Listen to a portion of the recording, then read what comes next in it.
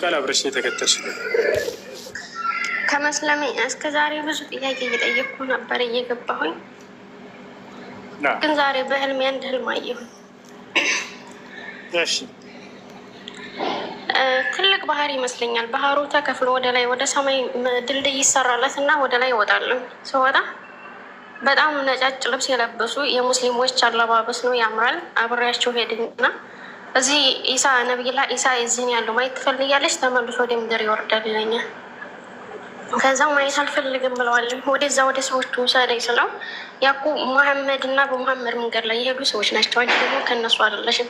ይህ ባህር ይታይሻል ወደ ታች ይለኛል። መልሶ ሲያሳይ ጥቁር በጣም የሚሸት የሚገማ ነው ሽታ ያለው እና ወደዚህ ነው ያንቺና የአንቺ መሳይ ተከታዮች የሚሄዱት ይለኛል።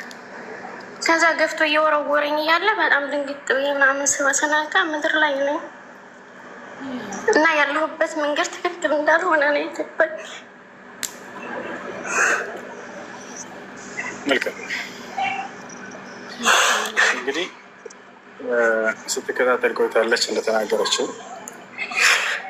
በምናስበው ጊዜ ያን ትክክለኛውን መንገድ አግኝታለች። ግን ያን ለመቀበል ውስጣቸው የሚመላለስበት ጊዜ ይኖራል። ቤተሰብ ምን ይለኛል የሚለን ነገር፣ ያን ነገር አምላክ አላህ ስብሐነ ወተዓላ በህልም ሊገልጥላችሁ ይችላል። ነቢያችን ሰለላሁ ዐለይሂ ወሰለም ሲናገሩ ህልም ወይንም መናም አምላክ አላህ ለነቢያቶች ካደረገው ግልጠተ መለኮት አንደኛው ነው። ሁሉም ለነቢያት የሚሰጠው ግልጠተ መለኮት አልቋል። ህልም ብቻ ለሰዎች ተትቷል ብለው ተናግረው በህልማቸው አምላክ አላህ ስብሐነ ወተዓላ እውነተኛውን መንገድ የሚያሳይባቸው ጊዜ ይኖራል። ያ ማለት ግን ህልም ብቻውን ማስረጃ ይሆናል ማለት ሳይሆን ያ ህልም ከቁርአንና ከሐዲስ ጋር ወይም ከእውነተኛ የነቢያት መንገድ ጋር ተስማሚ ሆኖ ከተገኘ ነው እና ይህን ነገር ያሳይቸዋል እና ለአላህ ምስጋና ይገባው። ያንን የእውነተኛውን መንገድ እስከዛሬ ስትከታተል የነበረውን አላህ ስብሐነ ወተዓላ እንድትመርጪ ስላደረገች ለእርሱ ምስጋና ይገባው። ከኔ ጋር አሁን አብረሽን ሻሃዳ ቃል ትያለሽ። አሽሀዱ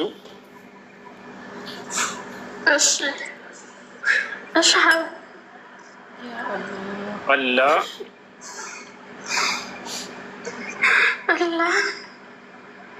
ኢላሃ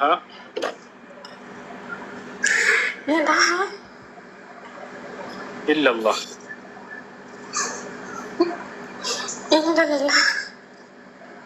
ወአሽሀዱ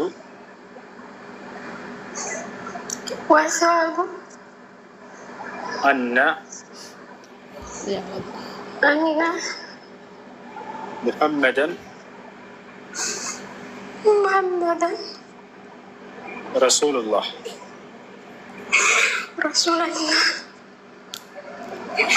ለአላህ ምስጋና ይገባው። ከዚህ በኋላ ሙስሊም ይሆናል። ሙስሊም ሲሆን አንድ ሰው ወደ ነቢያት ህብረት ተቀላቀለ ማለት ነው። እዚያ ሁሉ ታላላቅ ነቢያቶች የነበሩበትን መንገድ ያን ህብረት ተቀላቀላችሁ ማለት ነው። ለአላህ ምስጋና ይገባው። በዚህ በመንገድ ላይ ብቻችሁን አይደላችሁም። የዓለም ሰው አሁን ምድር ላይ ብቻችሁን እንደው ከበስተጀርባችሁ ቢሆንም እንኳን አንቱም መዐል አንቢያ ወአንቱም መዐል ሙርሰሊን፣ ከነቢያት ጋር ናችሁ። ከዚያ በላይ ከአምላካችሁ ከአላህ ጋር ናችሁ። በእናንተና በአላህ መካከል ያለ አንድ ገመድ አለ። ያም ገመድ ኢስላም ይባላል። እርሱን እስከያዛችሁ ድረስ ከአምላካችሁ ጋር መሆናችሁን አትርሱ። ለዚህ ነው ነቢዩ ሙሐመድ ሰለላሁ ዐለይሂ ወሰለም ላ ተሕዘን ኢነላሀ መዐና ይላሉ። አትዘን፣ አብሽር፣ አላህ ከእኛ ጋር ነው እና ይላሉ። አንተ መዐላሂ ወለው ኩንተ ወሕደክ መዱምተ ዐላ አስሲራጥ አልሙስተቂም ወዐላ አልኢስላም አልዓዚም። አንተ በታላቁ በኢስላም መንገድ ላይ እስከሆንክ ድረስ ከአምላክ ከአላህ ጋር ነው። እንደ አጠቃላይ አሁን ያልሽው ቃል የሻሃዳ ቃል ወይም የምስክር ቃል ይባላል። ማንኛውም ሰው ወደ ኢስላም ሲገባ ጊዜ የሚሰጠው የምስክር ቃል ነው። ትርጉሙ እነሆ ከአንዱ አምላክ ከአላህ በስተቀር በእውነት የሚመለክ ሌላ አምላክ የለም ብዬ መሰክራለሁኝ፣ ሙሐመድም የአላህ መልእክተኛና ነቢይ ናቸው ብዬ መሰክራለሁ ማለት ነው።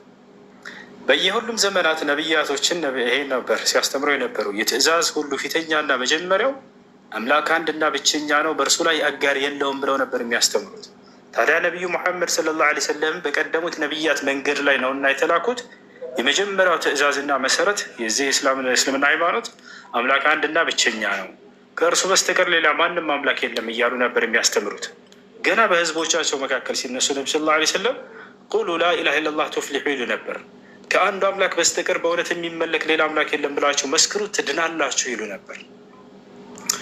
ታዲያ ይሄን ነው እነሆ ከአላህ በስተቀር በእውነት የሚመለክ ሌላ አምላክ የለም፣ ሙሐመድም የእርሱ መልእክተኛና ነቢይ ናቸው ብዬ እመሰክራለሁ ማለት ነው።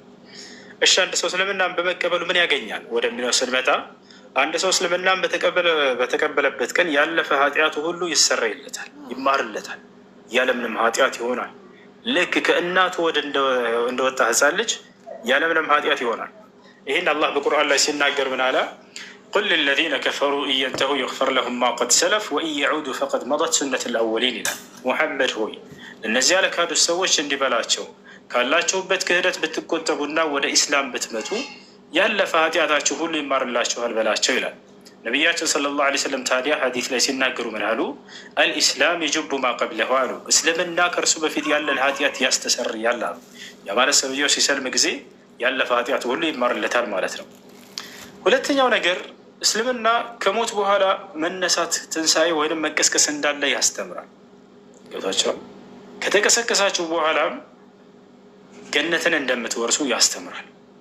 የዘላለማዊ ህይወትንም እንደምትወርሱ ያስተምራል። ማስረጃ ቃለ ሱብሓነሁ ወተዓላ ኢነ ለዚነ አመኑ ወዐሚሉ ሷሊሓት ለሁም ጀናቱ ነዒም ኻሊዲነ ፊሃ ወዐደ ላሂ ሐቃ ወሁወ ልዐዚዙ ልሐኪም ይላል። እነዚያ በእኔ አምነው መልካምን የሰሩት ሰዎች ለእነርሱ የገነት ጸጋ አለችላቸው፣ እነርሱም በእርሷ ውስጥ ለዘላለም ዘውታሪዎች ናቸው። ይህ የእኔ የአላህ ቃልም እውነት ነው፣ እኔ አሸናፊና ጥበበኛ የሆንኩት አምላካችሁ ነኝ እያለ ይናገራል። ይህ ነው ነቢያችን ሰለላሁ ዐለይሂ ወሰለም ሲናገሩ ምን አሉ? ቃለ ነቢዩ ሰለላሁ ዐለይሂ ወሰለም የብነ ልኸጣብ ኢዝሀብ ወናዲ ፊ ናስ አነሁ ላ የድኹሉ ልጀነተ ኢላ ነፍስ ሙስሊማ።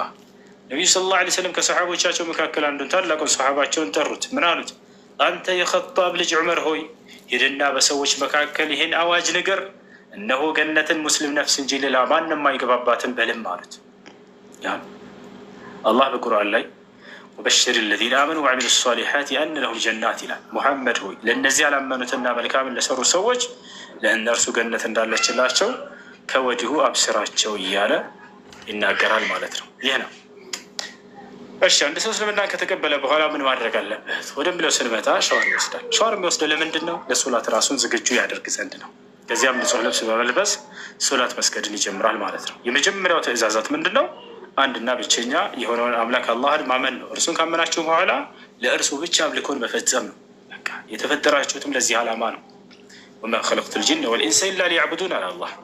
ሰዎች እኔን እንዲገዙኝ እንጂ ለሌላ ዓላማ አልፈጠርኳቸውም ማለት። ለምን እንደተፈጠርክ ያውቃል፣ ቁርአን ይነግራል። እርሱን አንዱን አምላክ እንድታመልኩ ነው ብሎ ይናገራል። እሺ ስለ ሶላት አሰጋገድ በመማር ከጓደኞችሽ ሶላት መስገድን ትጀምሪያለሽ።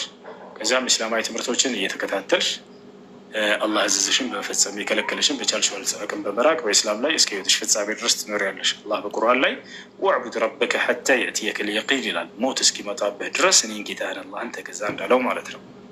ያ ስምን በተመለከተ ቅድስት የሚለውን እንቀይረው። ቅድስት ይቀየር። እርሱ ሌላ ደስ የሚል ስም ጻፉ እስኪ ኮሜንት ላይ። አንቺ የምትወጂው ስም ካለ በራስሽ መቀየር ትችላለሽ፣ ካልሆነ እኛ እናውጣልሽ። ቅድስት ወደሚለው ስም እንምጣ እስኪ። ለምን መቀየር አስፈለገ? ግዴታ ስም መቀየር አለበት? በዚህ ላይ እስኪ እናወራ። አሁን ነቢያችን ሰለላሁ ዐለይሂ ወሰለም በጊዜያቸው ሰዎች መጥተው እስልምና ሲቀበሉ ስማቸውን ይጠይቋቸው ነበር። መቀየር ካለበት ይቀይሩላቸዋል፣ መቀየር ከሌለበት በዚያው ላይ ያጸኑላቸዋል። ለምሳሌ የዑመር ስም መቀየር አለበት? ላይ አይቀየርም። ኻሊድ ይቀየራል? አይቀየርም። አቡበክር ይቀየራል? አይቀየርም። አያችሁ፣ መቀየር የሚያስፈልገው አይደለም። መቀየር የሚያስፈልገው ካለ ግን ይቀይሩታል። ለምሳሌ አንድ ታላቅ ሰሃባ መጣና እስልምና ተቀበለ። ስምህ ማን ነው አሉት። አብዱል ዑዛ ናቸው። የዑዛ ባሪያ ነኝ አላቸው። ዑዛ ማለት የመካ ሰዎች ሲያመልኩት የነበረ ጣዖት ነው። የዛ የጣዖቱ ባሪያ እንደ ማለት ነው። ይሄ መቀየር አለበት። አያቸው፣ ማንኛውም ከአላህ ውጭ ለሌላ ለፍጥረታት አካል ባርነትን ያስገዛ የሆነ የስም አይነት ከሆነ ይቀየራል። አንደኛ ያ ነው። ሁለተኛ ለፈጣሪ መገለጫ የሆነ ነገር የያዘ ከሆነ ያ ነገር ደግሞ ይቀየራል። ተቻለ ታዲያ ቅድስት የሚለው ከየትኛው ነው የሚለው እንመጣበታለን። አብዱል ዑዛ የሚባለው ሰሃባ ታዲያ አንተ ለስተ ቢዐብዱል ዑዛ ኢነማ አንተ አብዱላህ አሉት። አንተ የዑዛ ባሪያ ሳትሆን የአላህ ባሪያ ነህና ከዚህ በኋላ አብደላህ ነው ስምህ ብለው ስሙን ቀየሩለት። የአላህ አገልጋይ ወይንም የአላህ ባሪያ ማለት ነው። እሺ ቅድስት ከምንድን ነው መሰረቱ? አልቁዱስ ከሚለው ነው። ቅድስት የሚለው አልቁዱስ እስሙ ሚን አስማኢላሂ ሱብሓነሁ ወተዓላ ቃለ ሱብሓነሁ ወተዓላ ፊ አኺር ሱረት አልሐሽር ሁወ አላሁ አለዚ ላ ኢላሃ ኢላ ሁ አልመሊኩ ልቁዱስ አላህ ከስሞቹ መካከል አንደኛው አልቁዱስ የሚለው ነው። አላህ በሱረቱል ሐሽር መጨረሻው ገጽ ላይ እኔ የአምላካችሁ አላህ ነኝ ካለ በኋላ ከእኔ በስተቀር ሌላ ማንም አምላክ የሆነ ካለ በኋላ አልመሊክ አልቁዱስ፣ ቅዱስ ማለት ከጉድለት ሁሉ የነጻ የጠራ ማለት ነው። ከጉድለት ሁሉ የነጻ የጠራ የሆነ ማለት ነው። ታዲያ ይህ መገለጫ የማን ነው? የአምላካችን የአላህ ስብሐነ ወተዓላ። ቅድስት ወደሚለው ስንመጣ ጊዜ ደግሞ ቅዱስ የሚለው ቅድስት የሚለው ለሴት ሲደረግ ጊዜ ነው። ስለዚህ እኔ ከኃጢአት ከጉድለት ሁሉ የነጻ ሆነች ብሎ እንደመጠራት ነው። ስለዚህ ኃጢአት እስጌት ነፍስ የራስን ማጥራት ነው እና የሚሆነው ከአላህ ስብሐነ ወተዓላ ውጭ ማንም ሰው የለም እና በዚህ መጠራት ያለበት እርሱ ራሱ አምላክ አላህ ስብሐነ ወተዓላ ነው። ቅድስት የሚለውን እንቀይረዋለን። ሀያት ይሆንልሽ ወይንስ መርየም ወይንስ ዓኢሻ ወይንም ሐናን የትኛው ደስ ይልሻል? አንቺ ምረጭ። ቅድስት ምረጭ። ደስ ያላችሁን አድርጉ። በቃ ሀያት ይሁን ሀያት። እሺ ከዚህ በኋላ እህታችን ቅድም ሀያት ነው ስምሽ። እንኳን ወደ ታላቅ ወደ ነቢያት ምክር ወደ ኢስላም መጣሽ ብለናል። ግሩፕ እንዲያስገቡሽ ልጆች አድሚኖች በውስጥ ያናግሩሻል። አድሚኖች ሴቶች ያናግሯት፣ ግሩፕ አስገቧት። ዚክራ ወይም ፋኪያ የሚባሉ ልጆች ያስገቡሻል፣ ያናግሩሻል። አናግሪያቸው። እሺ።